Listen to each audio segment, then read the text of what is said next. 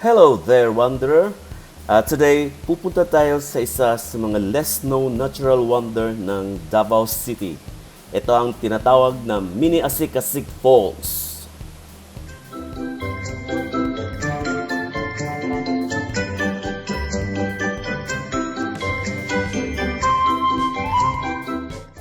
Ang Mini Asikasik Falls ay matatagpuan sa Barangay Carmen ng Baguio District of Davao City.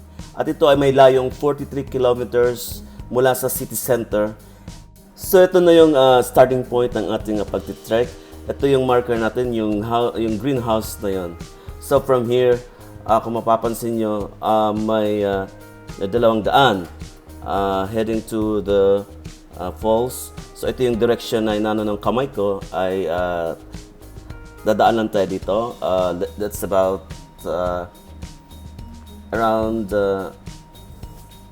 300 meters pakadan.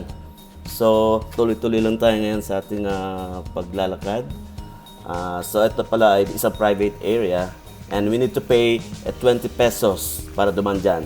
So from here, nakalabas na tayo sa area ng banana plantation.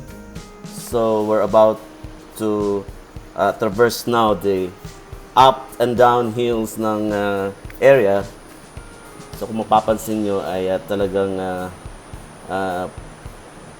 luntian pa yung lugar. At ito na yung downhill naman. So from the starting point, mga nakaano na tayo ngayon. It's about maybe mga 800 meters. So tuloy-tuloy lang yung lakad natin ngayon going to the falls. So may mga siguro, if I'm not mistaken, mga about 5 to 7 up and down hills. But not that steep naman. Okay lang, manageable lang naman. Ang kagandahan sa kanya is may mga gravel siya, kaya hindi loose yung ground. At may mga garden naman din na gawa ng mga locals sa gilid ng pampang. So ito naman, tuloy pa rin tayo ngayon sa ating trek going to the falls. So dito banda, dumarami na talaga yung mga luntiang mga puno at mga halaman. At nakakamanghang dahil yung the view itself is really stunning. But somehow you have to be very careful dahil medyo may parte naman na tawag dito.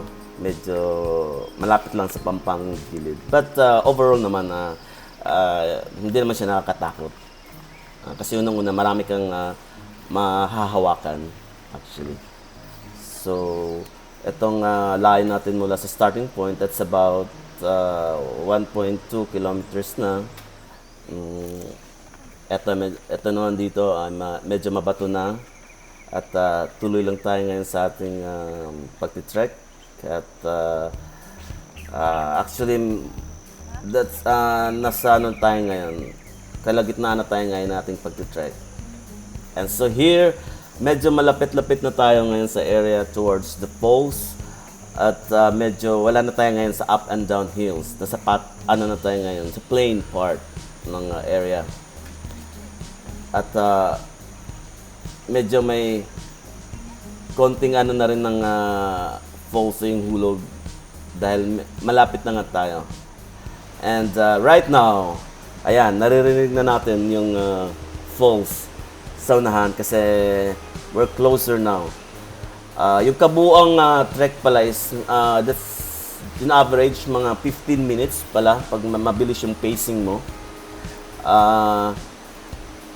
Ang kagandahan naman dito sa area na to is ang dami ng mga magagandang halaman, colorful plants.